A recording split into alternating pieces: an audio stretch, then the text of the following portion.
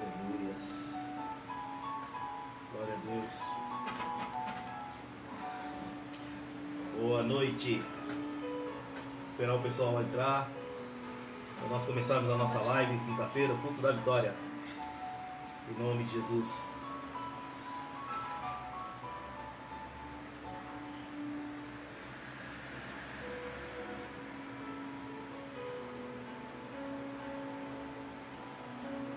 Graças e paz, amados, em nome de Jesus. Quinta-feira, 11 de junho, continuamos nas lives, mas Deus vai nos dar força e vamos passar por esta fase e logo estaremos nos nossos cultos presenciais. Fiz a chamada de tarde, hoje Santos está voltando novamente a ter os cultos presenciais, agora só falta Cubatão.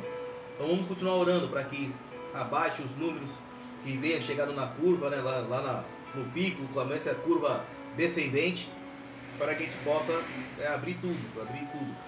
Mas nós precisamos orar, porque tudo vai ser aberto, menos igreja, menos academia e salão de beleza. O resto tudo vai estar abrindo, então nós precisamos continuar orando. Orando, porque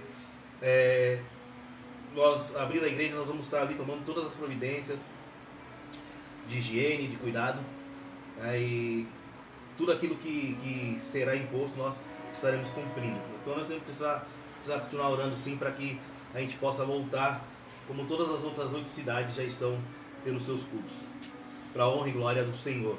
Eu vou começar orando esta noite, orando, enquanto o pessoal vai entrando aí, nós vamos começar com a nossa oração, consagrando esse culto online ao Senhor, em nome de Jesus. Aí na sua casa, feche seus olhos, curve sua cabeça, comece a orar, a clamar aí ao Senhor, para que o culto seja uma bênção esta noite, como todos os outros cultos têm sido uma bênção, as células têm sido uma bênção. O momento de oração, não estamos fazendo live, mas o momento de oração, os irmãos estão colocando amém ali, estão entrando em oração, tem uma palavra ali da irmã Domingas no final, e vamos continuar, irmãos. Precisamos continuar nos enchendo com a palavra do Senhor, porque Deus, Ele tem muito para acrescentar nas nossas vidas. Mesmo neste momento, estamos aí acuados com o inimigo, que nós não conseguimos enxergar esse vírus, mas nós vamos vencer. Nós somos mais que vencedores em Cristo Jesus. Amém? Feche seus olhos, vamos orar. Pai querido, Pai amado, Pai eterno, nós colocamos o culto desta noite em Tuas mãos. Abençoa, Senhor, em nome de Jesus, todas as famílias representadas, todos aqueles que já estão conectados, aqueles que ainda vão se conectar. Pai querido, Pai amado, abençoa, Senhor, todas as crianças, ó Senhor, os idosos, ó Pai, os casais, os jovens, Pai, os adolescentes, Pai. Ó Deus querido, Deus amado, eu coloco todos eles em Tuas mãos, abençoa poderosamente, que não falte nada nos seus lares, nesse tempo que estamos aí, Senhor, vivendo, Pai, esses momentos de 2 meses para cá, entrando no 3º mês, que não tenha faltado nada, Senhor. Sei que o Senhor tem cuidado dos Teus filhos e continuará cuidando, Pai, de todos nós. Nós possamos estar, Senhor, em nome de Jesus, atento aos sinais que o Senhor tem nos mostrado. O fim está próximo, Senhor. Por isso nós temos que cada vez mais orando e vigiando, cada vez mais nos aprontando, nos preparando para o retorno do Senhor, onde irá levar a sua igreja. Ó Deus, e a igreja somos nós, e nós precisamos agir e viver como igreja, Senhor. Pai, repreende neste momento toda a potestade, todo o principado nas regiões celestiais, para que nada venha atrapalhar o nosso culto, para que a internet não venha cair, Senhor, para que o som seja perfeito, para que nada venha acontecer, em nome de Jesus, neste momento que nós estamos, Senhor, aqui com os nossos ouvidos atentos para ouvir a Tua voz, Pai. Nós queremos ouvir esta noite o que o Senhor tem a falar conosco. Revela os Teus mistérios, revela, Senhor, aquilo que é necessário para nós, Pai. Que não seja nada que nós queremos, mas aquilo que nós precisamos. É assim a Tua palavra, é assim o Teu evangelho. Nós necessitamos do Senhor, como nós precisamos do ar para respirar, como nós precisamos da água para nos nutrir, assim a Tua palavra, assim a Tua presença, assim é Teu Espírito Santo que age em nós, em nome de Jesus. Vai curando, Senhor. Vai curando os enfermos. Aqueles que foram acometidos, Senhor, por qualquer tipo de enfermidade, Pai. Neste momento, o Senhor venha colocar a tua mão poderosa, a mão que cura, porque o Senhor é o médico dos médicos.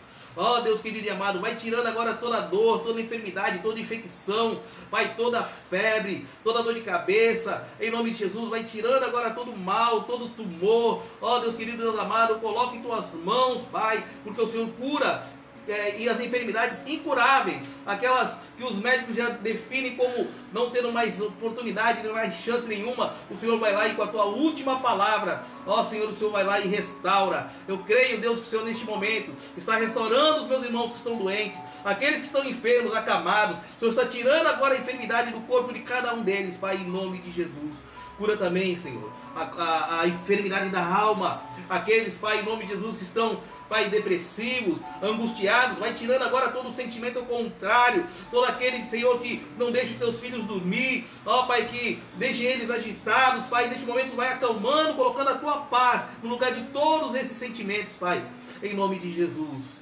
Em nome de Jesus eu peço também, neste momento, que o Senhor possa abençoar todas as nossas igrejas, todos os pastores que estão ministrando neste momento, seja nas lives, seja, Deus, nos cultos presenciais, que seja bênção, que haja cura, que haja conversão, Pai, que vidas venham aceitar a Ti, Pai, em nome de Jesus, e que nós possamos alcançar uma grande multidão, pessoas que ainda estão perdidas. É para isso que nós fomos chamados, para anunciar o Teu Evangelho, para proclamar o Teu reino, em nome de Jesus, em nome de Jesus.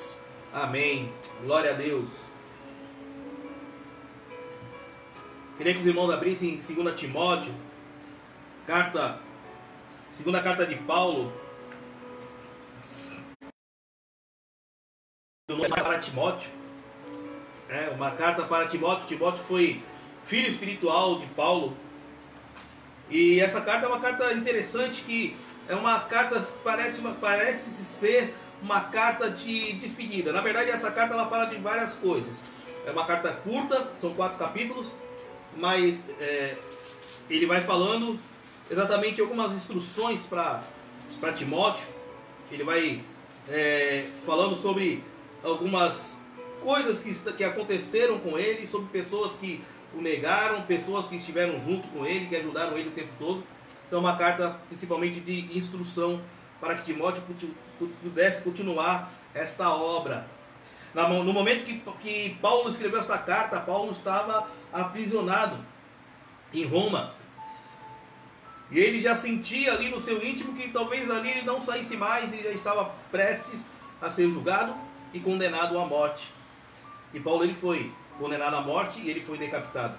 Mas ele foi fiel à palavra do Senhor até o fim. Mesmo quando ele estava ali preso, na prisão, ele não deixou de proclamar o Evangelho do Senhor. Isso já é uma lição para nós. Essa introdução já é uma lição da carta de Paulo. Olha só, ele não deixou de pregar o Evangelho mesmo na prisão. Paulo estava encarcerado. Paulo, ele ficou ali sozinho naquela prisão. Mas Paulo continuou ainda escrevendo, Paulo continuou ainda enviando cartas de instruções para Timóteo. Paulo continuou ainda ensinando a palavra para os cristãos que estavam em Roma. Paulo continuou trabalhando e evangelizando até os inimigos, os carcereiros, os romanos que estavam ali, iriam julgá-lo. Paulo continuou trabalhando em favor do Senhor até o seu último instante, até o seu último minuto de vida.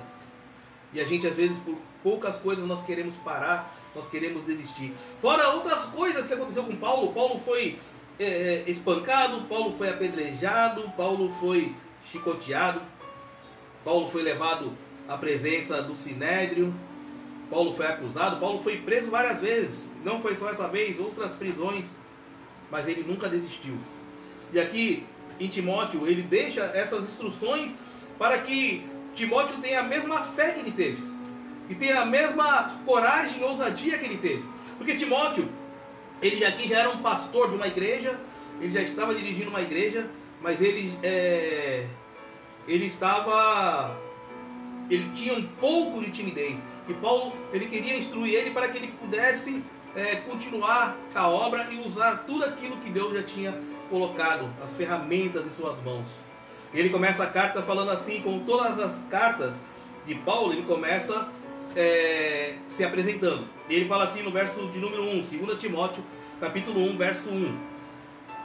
Paulo, apóstolo de Cristo Jesus, pela vontade de Deus, segundo a promessa da vida que está em Cristo Jesus, a Timóteo, filho amado, graça, misericórdia e paz da parte de Deus Pai e de Cristo Jesus, nosso Senhor.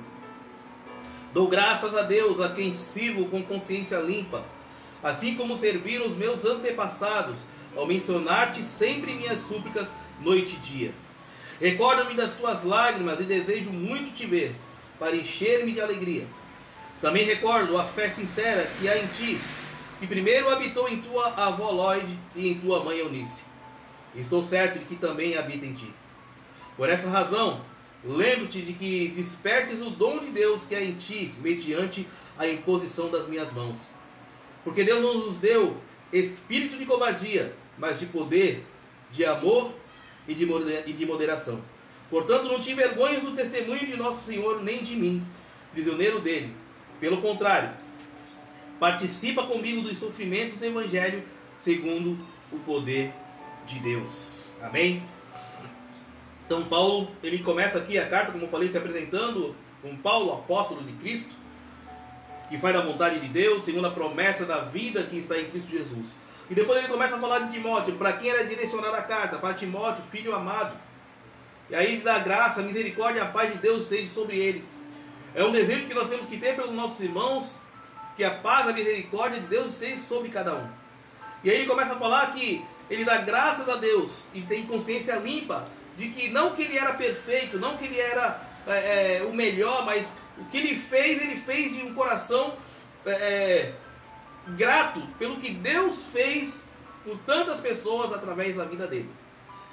Paulo, ele fala e frisa muito bem nessa primeira parte da carta, ele fala muito de despertes o dom de Deus que há em ti. Ele fala isso para Timóteo. E Deus está falando para nós esta noite. Desperte o dom de Deus que há em ti. Que Paulo está dizendo que Deus, ele já derramou um dom para cada um. Outros têm mais de um dom. 2, 3, 5 dons. Mas todo mundo tem um dom. E o que ele está dizendo para Timóteo é que ele precisa, esse despertar, ele está dizendo, você precisa praticar. Você precisa exercitar esse dom que Deus colocou em ti. E muitas vezes Deus, ele derrama esse dom, ele nos dá o dom.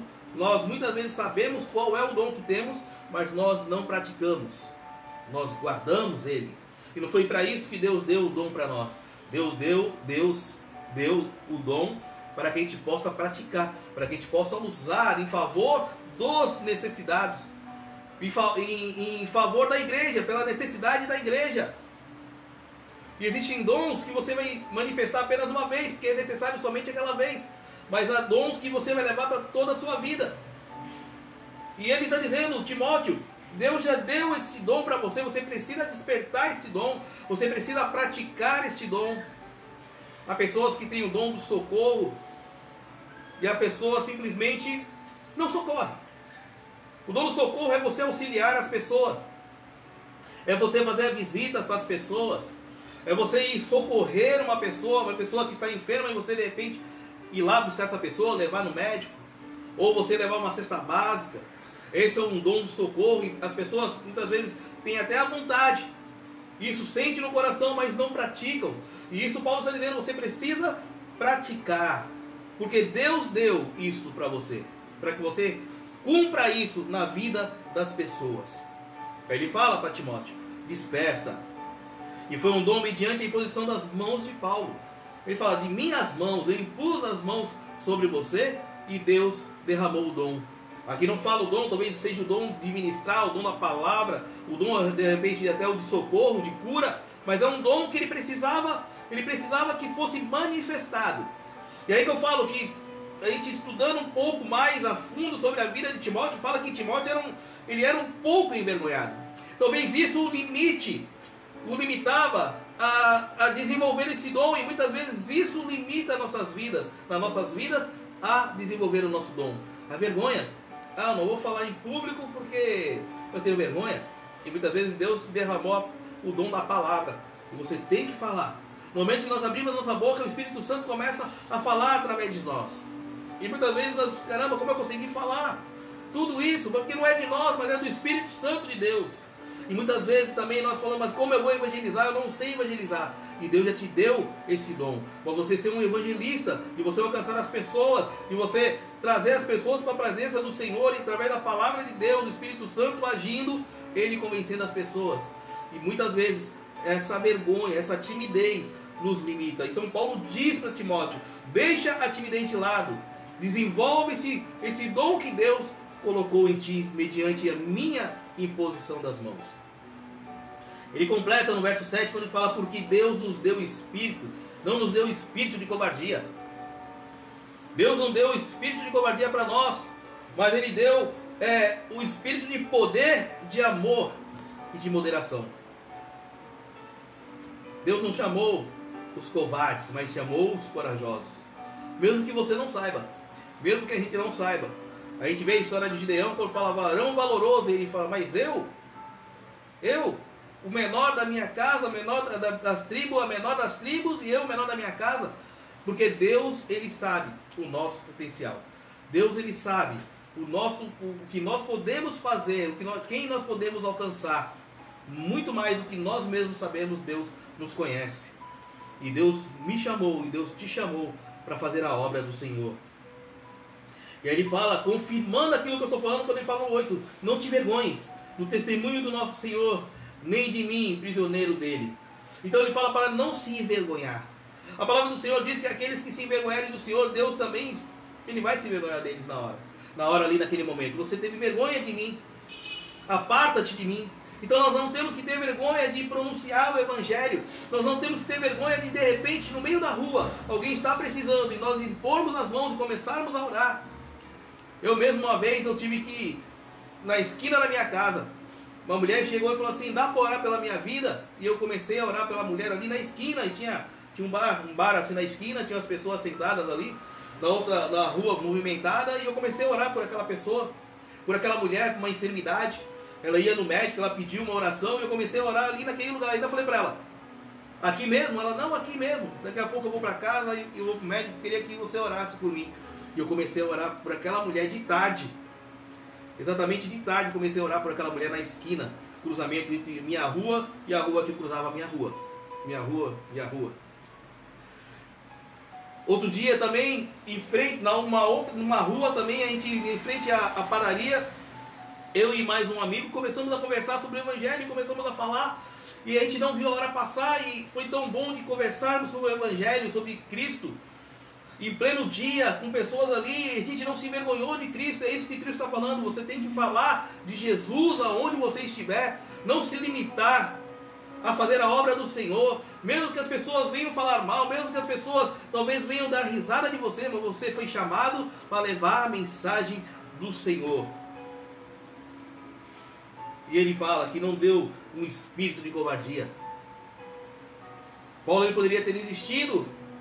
Paulo poderia agora, neste momento, estava encarcerado, poderia parar, falar, estou preso, não vou sair mais, eu acho que acabou para mim. Mas ele manda uma carta para o seu filho amado, que diz aqui, Timóteo, filho amado, para que pudesse instruir Timóteo, uma última instrução, para que Timóteo continuasse a boa obra que ele, Paulo, começou. E a carta chegou no destino, chegou até Timóteo. E outras pessoas que ele foi ali evangelizando, foi ali ajudando as pessoas ali, os cristãos que estavam ali refugiados. Paulo continuou ajudando essas pessoas através do Evangelho de Cristo. Mesmo encarcerado, ele continuou a trabalhar para o Senhor. A primeira parte da carta é isso. A instrução dele. E ele fala aqui no verso 15, continuando essa parte. Ele fala no verso 15, bem sabes que todos os que estão na Ásia me abandonaram, entre eles Fígelo e Hermógenes. A segunda parte dessa carta fala exatamente, ele começa a falar exatamente sobre as pessoas que o abandonaram. E muitas vezes, irmãos, a palavra do Senhor diz que quando nós começamos a caminhar com Cristo, quando nós começamos a fazer a obra do Senhor, não vai ser um mar de rosas, não vai ser tudo as mil maravilhas, mas sofreremos perseguições, sofreremos aflições, teremos tribulações. E a gente não passou nem metade, ou nem um terço, nem metade da metade do que Paulo sofreu, do que os apóstolos sofreram, de serem encarcerados, de tomarem literalmente uma surra em praça pública, de terem que fugir, se esconder. E eles continuaram, eles perseveraram. Mas nesse meio caminho, as pessoas que andaram com Paulo, e muitas pessoas andaram com Paulo, muitas o abandonaram. Ele fala aqui, bem sabes, verso 15, que todos os que estão na Ásia me abandonaram. Então, olha quantas pessoas. Ele só comenta sobre dois nomes, o Frígelo e o Hermógenes. Mas muitas outras pessoas abandonaram Paulo quando viram que as coisas começaram a dar errado. Não a dar errado, estava dando certo, porque as pessoas estavam sendo alcançadas, as vidas estavam sendo alcançadas, igrejas estavam sendo implantadas ali na Ásia, igrejas estavam sendo levantadas nas cidades, nos continentes, no continente europeu. Paulo estava indo ali a essas pessoas. O evangelho de Cristo estava sendo ministrado, as pessoas estavam aceitando a Jesus, e aí começa a perseguição a Paulo, e aí as pessoas, aqueles que estavam com eles, talvez não estavam tão fortalecidos, talvez não estavam na mesma pegada que Paulo, começaram a se dispersar, abandonaram Paulo. Quando tudo está bem, quando você de repente está fazendo uma entrega de um sopão no evangelismo, e você está ali, está tudo bem, entregando o sopão, e as pessoas, você orando pelas pessoas, as pessoas de repente sendo curadas, de repente as pessoas aceitando a Jesus, você entregando ali um mantimento, você entregando ali um cobertor, e de repente chega a polícia e dispersa todo mundo. E aí você volta, e aqueles que estavam contigo se escondem, e aí você acaba sendo preso sozinho porque os outros te abandonaram. Exatamente o que aconteceu com Paulo. A perseguição começou a ser severa, e no momento que ele ficou acuado, todos que estavam com ele fala que todos que estavam na Ásia o abandonaram, se dispersaram. Somente Paulo ficou ali. Imagina o que deve ter passado na cabeça de Paulo. Eu ensinei essas pessoas, eles estavam andando comigo, no momento que começou a apertar a perseguição, no momento que começou a estreitar o caminho, elas abandonaram, não a Paulo. Ele deve ter pensado, não abandonaram a mim, mas abandonaram a Cristo. As pessoas pensam muitas vezes errado. Eu não vou fazer isso porque é para fulano de tal. Não, quando você deixa de fazer algo na igreja, quando você deixa de responder a um chamado, quando você deixa de ir até o perdido, quando você é convocado e você de repente nem responde, é a Deus, é a Jesus que você está negando, é a Jesus que você está deixando de trabalhar, não é para o homem, é para Deus. O verso 16 diz: o Senhor conceda misericórdia à casa de Onesíforo, porque muitas vezes ele me trouxe ânimo e não se envergonhou de eu estar na prisão. Pelo contrário, quando chegou a Roma, procurou-me com persistência e me encontrou. Então ele começa a falar de outra pessoa. Onesíforo foi aquele que não abandonou Paulo, pelo contrário, ele continuou buscando a Paulo até encontrá-lo. Porque pelo que entendemos aqui, Paulo foi levado e eles não sabiam o que aconteceu. Ele foi até Roma atrás de Paulo. E olha, fala assim, que Deus conceda misericórdia. Nós temos que pedir isso, que Deus dê graça, misericórdia pelas pessoas que continuam conosco nessa caminhada, não desistem, mesmo diante do inimigo, não desistem, mesmo diante das circunstâncias contrárias, não desistem. E ele fala assim no verso 18: o Senhor lhe conceda que naquele dia obtenha misericórdia diante do Senhor. E bem sabes quantos serviços ele me prestou em Éfeso. Onesíforo era quem trazia ânimo para Paulo. A gente vê assim Paulo escrevendo as cartas aos Coríntios, aos Gálatas, a Timóteo. De repente a gente começa a pensar assim, Paulo constantemente estava ali firme. Sim, ele manteve-se firme.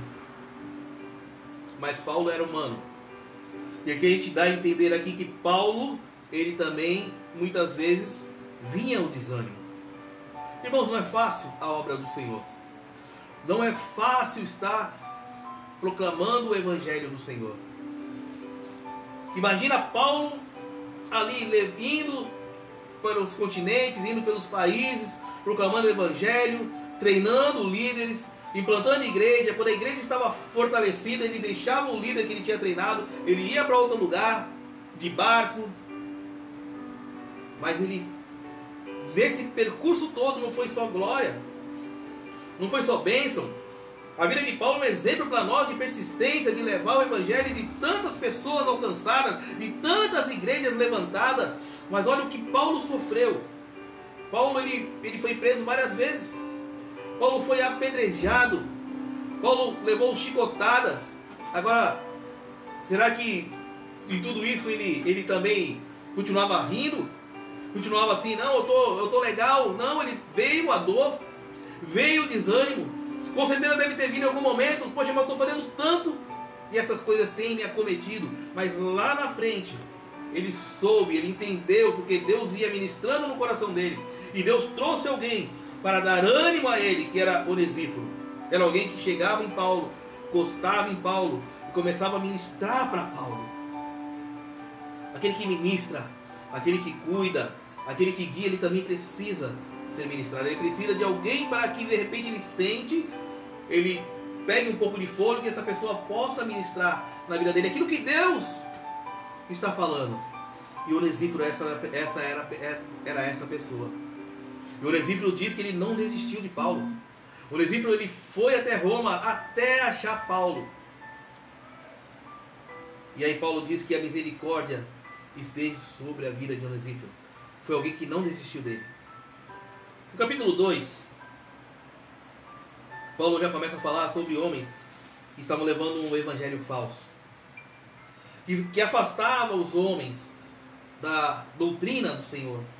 Ele fala aqui no verso 14 de 2 Timóteo, capítulo 2. Lembra-lhes essas coisas, exortando-os diante de Deus, que não discutam por causa de palavras que não têm utilidade alguma, senão a de prejudicar os ouvintes. Procura apresentar-te aprovado diante de Deus, como obreiro que não tem de que se envergonhar, que maneja bem a palavra da verdade, mas evita as conversas vãs e profanas, pois os que agem assim promovem ainda mais a impiedade. E as suas palavras se alastrarão como gangrena. Entre estes se encontram Himeneu e Fileto. Eles se desviaram da verdade, afirmando que a ressurreição já aconteceu, e com isso perverteram a fé em alguns. No meio do caminho terão homens que perverterão a palavra do Senhor, que inverterão o sentido da palavra do Senhor. Ele continua instruindo Timóteo, olha, cuidado com esses homens. Cuidado com esses homens que querem levar o evangelho segundo a vontade deles. E aí ele fala assim, Timóteo, não se meta em confusão, não se meta em discussão. Ele fala aqui no verso 14, discutam por causa de palavras que não têm utilidade alguma, e muitas vezes nós nos desviamos do sentido da missão, porque começamos a discutir por coisas que não convêm, por coisas que não tem nada a ver com o evangelho. Isso nos faz perder tempo e sair do foco, que é a palavra do Senhor, que são as vidas que estão perdidas. 16 ele fala, evita essas conversas vãs e profanas, pois os que agem assim promovem ainda mais a impiedade. Pessoas que estão afastadas de Deus. Ímpio. O ímpio é aquele que não quer saber de Deus. E aí fala que eles praticam mais a impiedade ainda, porque eles afastam mais. Diz que eles fizeram com que as pessoas perverteram a fé de algum, quer dizer, as pessoas começaram a descrer. Ele fala, Timóteo, cuidado com essas pessoas. Nós vamos encontrar pessoas assim no meio do nosso caminho, na nossa caminhada. Pessoas que vão deturpar a palavra do Senhor. Pessoas que vão querer puxar as pessoas de dentro da igreja para fora da igreja. Pessoas que estão dentro da igreja. Nós precisamos tomar conta, cuidado disso. Estar com nossos ouvidos, nossos olhos atentos, para que a gente não venha cair nessas armadilhas, para que a gente não venha entrar em discussões que não levam a nada. E aí Paulo diz, explicando mais na frente exatamente o que é isso, né? A gente fala assim, mas como pode ter pessoas dentro da igreja que confessam o Senhor e pessoas dentro da igreja que não professam ao Senhor? Mas tem. Olha o que Paulo diz no verso de número 20, do capítulo 2. Numa casa que é grande, não há somente vasos de ouro e de prata, mas também de madeira e de barro. Uns, na verdade, para uso honroso, outros, porém, para uso desonroso. Se alguém se purificar dessas coisas, será vaso para a honra, santificado e útil ao Senhor, preparado para toda boa obra. Então ele está falando aqui que na mesma casa há vasos de ouro e de prata, mas também há de barro, de madeira. E aí fala aqui vasos para honra e vasos para desonra. Aí ele começa a falar que mesmo esses vasos de desonra, se eles se afastarem dessas coisas, se eles se santificarem, se eles largarem a carnalidade, se eles pararem com o pecado, largarem o pecado, fugirem do pecado, se eles conseguirem se moldar a palavra do Senhor, de vaso de desonra, eles se transformarão em vasos de honra e estarão preparados para realizar a boa obra. Uma vez eu estava na Peniel da Náutica, ainda era supervisor de célula, e no nosso culto de oração, que era semana de oração, numa semana de oração cada líder levava a palavra, ministrava a palavra no culto de oração. Eu lembro que um dia antes, Deus me deu uma visão na igreja. Nós estávamos dando as mãos, no final nós dávamos as mãos e a gente pegava praticamente toda a igreja, porque o culto de oração lá era 40, 50 pessoas. E naquele momento que a irmã era uma irmã que estava orando, e eu ali, todo mundo ali orando, e eu de repente, Deus me deu a visão de vasos, de muitos vasos dentro daquela igreja. E aí eu comecei a orar para Deus, e no dia seguinte eu ia ministrar a palavra do Senhor, e na verdade Deus já estava me dando a palavra, e a palavra que eu levei foi exatamente sobre os vasos de honra e para desonra. E Deus completou aquela visão, porque havia um outro vaso muito grande, com mãos grandes, que enchiam aqueles vasos. E aqueles vasos transbordavam. E aí Deus me falou assim: esta igreja é uma igreja que tem vasos de honra. E foi aquilo que eu ministrei aquele dia. Mas para isso nós precisamos nos santificar. E era o que nós fazíamos constantemente todos os meses, de segunda a sexta, na primeira semana do mês, logo após a ceia. Nós estávamos ali na igreja das 10 às 11, todos os dias, de segunda a sexta, orando, clamando pela igreja, pelas vidas, pelos líderes, pelos membros, pelas famílias. E é isso que Paulo diz, que nós possamos ser neste momento vasos de honra, porque os vasos de honra são vasos preparados para a obra do Senhor. E ele continua falando aqui no verso de número 22: foge também das paixões da juventude e segue a justiça, a fé, o amor e a paz com os que invocam o Senhor de coração puro. Foge das paixões da juventude, foge daquilo que te atraía no mundo e seja atraído para a presença do Senhor. Esteja junto com o povo de Deus, esteja junto com aqueles que professam o Senhor como Senhor e Salvador de suas vidas. Ele continua ainda no verso 23: e rejeita as questões tolas e inúteis, sabendo que geram discussões. Coisas bobas, vãs, coisas que não tem nada a ver com o Evangelho, nada que venha trazer edificação para as pessoas. Fugir dessas discussões, porque só vão gerar mais contendas ainda. Ele fala no 24 que ao servo do Senhor não convém discutir, porque a gente vê muitas vezes um cristão discutindo. Deus está falando essa noite: não convém o servo do Senhor discutir. Você até pode dialogar, você pode até levar a palavra, porque a palavra do Senhor é que convence a pessoa. Não é a nossa vontade, o nosso intelecto, a nossa sabedoria, mas é o Espírito Santo de Deus agindo através da palavra lançada. E no momento que começa o tom de voz subir do outro lado, irmão, para, abençoa e segue o caminho, mas não disputa, porque Deus está falando que o servo do Senhor não convém discutir. Porque sempre vai ter alguém olhando e falando assim: olha o servo do Senhor, olha o testemunho que ele está dando, discutindo com as pessoas. Nós estamos para educar, para exortar, para ensinar a palavra do Senhor. E ele continua que não convém discutir, mas pelo contrário, deve ser amável para com todos, apto para ensinar e paciente. Aquilo que eu falei, temos que ensinar, temos que amar essas pessoas também, e nós temos que ser pacientes. Algo que muitas vezes está faltando na vida das pessoas, nas nossas vidas. Precisamos ser pacientes. corrigindo com mansidão os que resistem. E como tem pessoas que resistem à palavra do Senhor, mas nós temos que ser pacientes.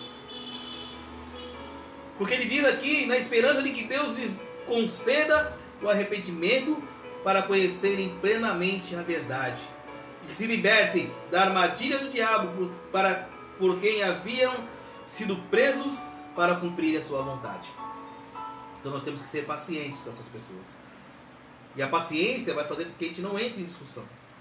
A paciência vai fazer com que a gente possa manter o foco, que a gente possa ensinar essas pessoas. A gente possa ensiná-las até que elas venham se arrepender dos seus maus caminhos. E aí Paulo continua nessa carta mais uma instrução, falando exatamente talvez o que nós estamos começando a viver, que são os fins dos tempos. Olha o que ele fala no capítulo 3, a partir do verso 1, ele fala: sabe, porém, que nos últimos dias haverá tempos difíceis. Nós estamos vivendo tempos difíceis. Não só pelo coronavírus, mas a gente vê essa crise política, a gente vê a perseguição, talvez um pouco branda aqui no Brasil, mas tem países que os cristãos estão sendo mortos. É algo que me veio agora na mente. A gente tem esquecido muitas coisas por causa dessa briga política, por causa do Covid. Nós temos esquecido outras coisas que continuam acontecendo. Cristãos continuam sendo mortos, cristãos continuam sendo perseguidos. Será que nós continuamos orando por eles? Para que Deus tenha misericórdia também dessas pessoas que estão perseguindo, para que elas possam ter a oportunidade de se arrependerem e de se converterem? Será que nós temos continuado orando todos os dias por Israel? Nós precisamos orar por Israel. É o povo que Deus escolheu, nós temos essa obrigação de orar por Israel todos os dias.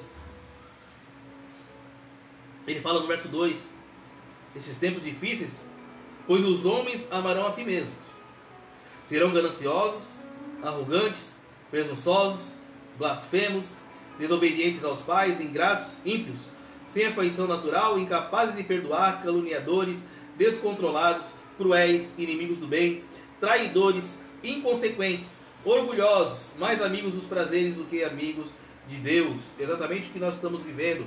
Tem muita gente deste jeito. Ele completa no verso 5 dizendo: com aparência de religiosidade, mas rejeitando-lhe o poder, afasta-se também desses, diz Paulo para Timóteo. Deus fala para nós esta noite: viemos nos afastar dessas pessoas que se demonstram ter uma certa religiosidade, mas são homens gananciosos, homens que têm prazeres, homens que amam a si mesmos, homens que não falam o evangelho verdadeiro, que é o evangelho de Cristo, mas vários outros evangelhos que eu não sei nem de quem é. Ele fala: para o fim dos tempos vai acontecer isso, e nós estamos vivendo isso, nós estamos vendo isso. E aí Paulo ele continua no capítulo 4, falando mais ainda nesta carta, instruindo mais ainda e falando agora sobre o único que ficou com ele nesse último momento. Na verdade, irmãos, depois dessa carta, Paulo ele não foi mais solto, ele continuou ali na prisão. E ele começou a pedir que Marcos fosse enviado e levasse os seus livros, levasse a sua biblioteca, porque os seus escritos, ele queria continuar trabalhando. E isso foi permitido para ele continuar os escritos ali, os ensinamentos do povo judeu. E aí o único que ficou com ele foi Lucas, o médico amado, o único que ficou ali no final da vida. E ele foi grato a ele diz aqui, no verso 4, eu te exorto diante de Deus. Deixa eu ver se é o 4, eu não pulei nada.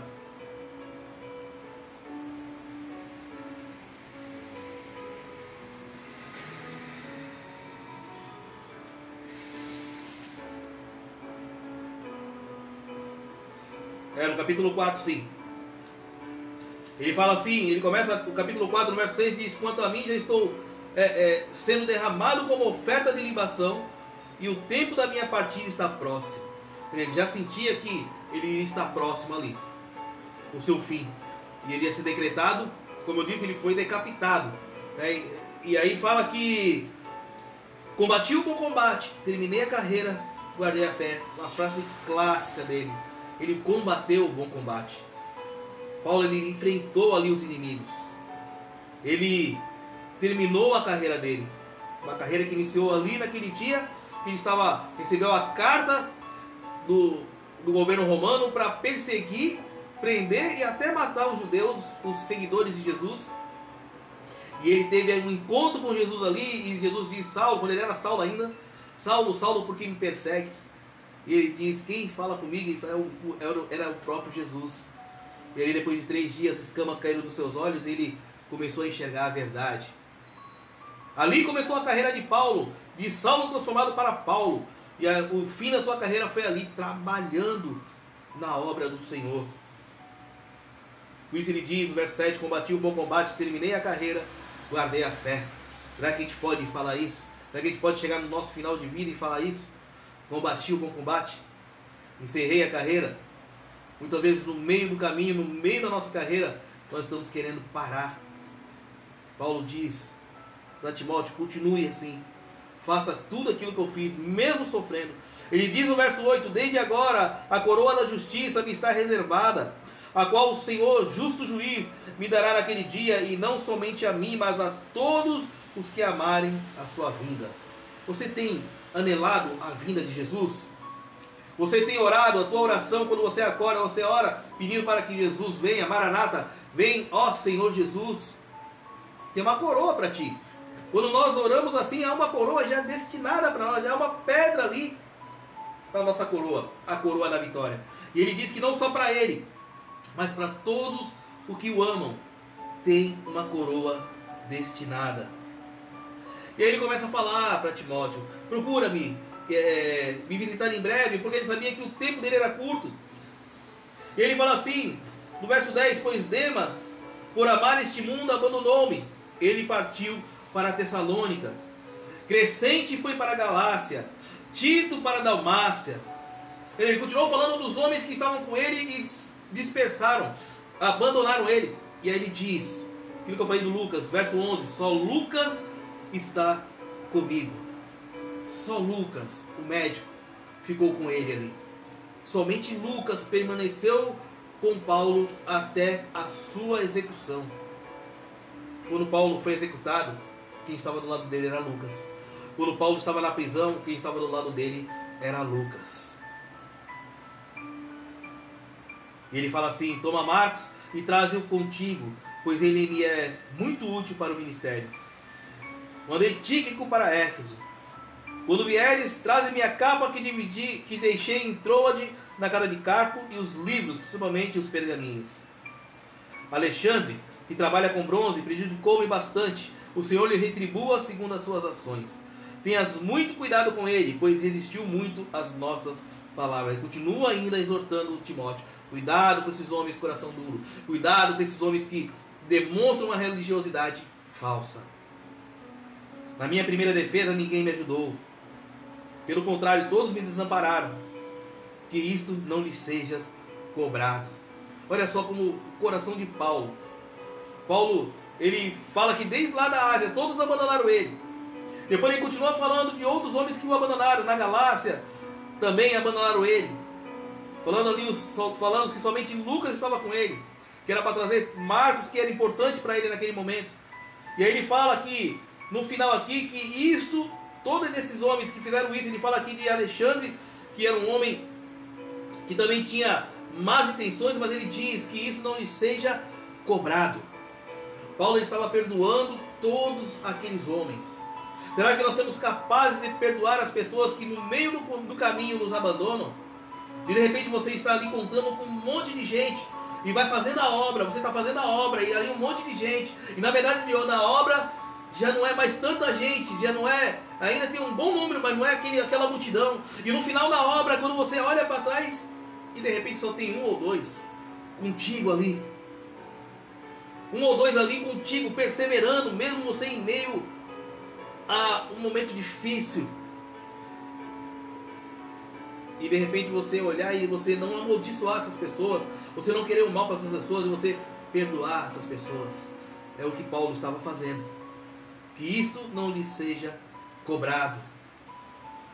Ele termina a carta dele aqui, eu termino também esta noite falando assim, a partir do verso 17 diz: mas o Senhor esteve ao meu lado, e me fortaleceu, para que por meu intermédio a pregação fosse anunciada e todos os gentios a ouvissem. E fui livrado da boca do leão. Ele está animando, apesar de tudo isso, o Senhor sempre esteve do lado de Paulo. Talvez a gente possa se sentir como Paulo, muitas vezes abandonado, muitas vezes largado, aprisionado, acuado, mas tenha certeza o que Paulo teve, que sempre Deus esteve com ele. Deus sempre vai estar conosco, irmãos. Em qualquer momento, em qualquer circunstância, em qualquer lugar, Deus sempre vai estar conosco. Ele continua a carta falando: o Senhor me livrará de toda obra má e me levará a salvo para o seu reino celestial. A Ele seja a glória para todos sempre. Amém. Deus, Ele vai, no final de tudo isso passar, Ele vai nos levar, todos nós, para o seu reino. Que a gente possa fazer como Paulo, que a gente possa perseverar, que a gente possa continuar a obra do Senhor, o dom que Deus nos deu, que a gente possa fazer com que esse dom se manifeste, a gente possa praticá-lo, a gente possa pôr em prática aquilo que Deus colocou e derramou sobre cada um de nós, os dons. Como eu falei no início, cada um de nós, todos nós temos um dom. Ah, mas eu não sei fazer nada. Você tem algo especial que Deus derramou sobre a tua vida. E persevere, persevere, porque Paulo, ele é, depois de Jesus, para mim, em particular, um maior exemplo de um homem fiel a Deus e à missão dada. Que nós possamos ser fiéis à missão que Deus nos deu. Não só no momento que tudo está indo bem, como Paulo teve momento mesmo que ali ele via ali as pessoas formando líderes, levantando igrejas, implantando as igrejas em vários lugares, vendo as pessoas se convertendo, mas também teve os momentos de aflição. Teve momentos ali que ele estava ali apanhando literalmente. Teve um momento que ele estava preso ali. E nesse momento desta carta, era um momento que ele estava indo para a morte. Mas ele não via esta morte como o fim. Mas ele via esta morte como o começo, como o início de uma vida eterna ao lado de Deus. Que a gente possa ver assim a nossa vida. Aqui é passageiro. Mas enquanto nós estivermos aqui, nós temos que continuar o que foi nos destinado a fazer. A pregar o Evangelho do Senhor. Feche os teus olhos. Vamos orar. Que Deus possa ter falado contigo esta noite. Pai, em nome de Jesus, obrigado por esta palavra. Senhor, que nós possamos resistir e persistir ao mal. Que a gente tenha um coração perdoador. Mesmo que no meio da luta, da guerra, da batalha, as pessoas que estavam do nosso lado, de repente elas nos abandonem. Mas a gente venha ter a certeza que alguém sempre estará conosco. E é o Senhor. O Senhor não nos abandona nunca. Nós muitas vezes somos infiéis, mas o Senhor sempre é fiel, porque o Senhor não muda. O Senhor não vai contra a tua palavra. O Senhor, em nome de Jesus, está sempre conosco e sempre na frente das nossas batalhas. Como Paulo, nós queremos chegar ao fim da nossa carreira e pronunciar esta mesma frase: combati o bom combate, encerrei a minha carreira, guardei a fé. Que a gente possa instruir os nossos irmãos, que a gente possa ensinar as pessoas, que a gente possa exortar, ensinar a palavra do Senhor e como agir, como cumprir a missão às novas gerações, porque não ficaremos aqui para sempre.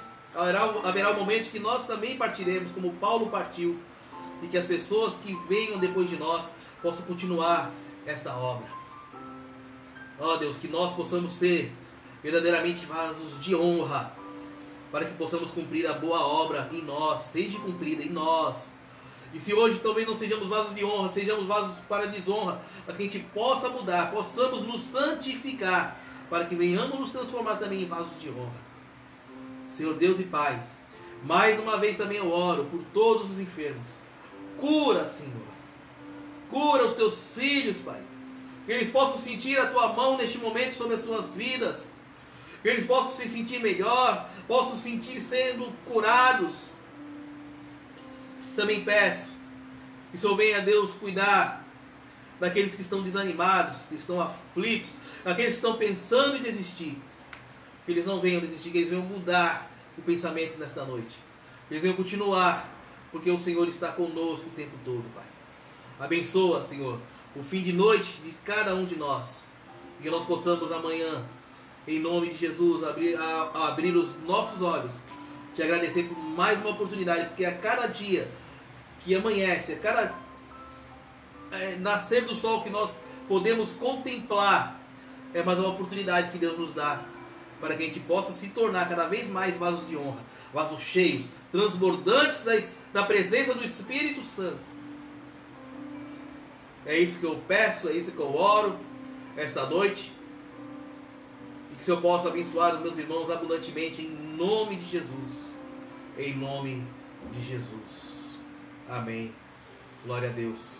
Que você possa ter um final de noite abençoado, um final de semana abençoado também, e que Deus possa conceder todos os desejos do coração de cada um de vocês, e que mais uma vez eu digo, nós vamos passar por essa, e nós vamos vencer, porque nós somos mais do que vencedores em Cristo Jesus. Que Deus possa conceder uma noite de sono agradável, abençoada para cada um de vocês, em nome de Jesus. Deus abençoe.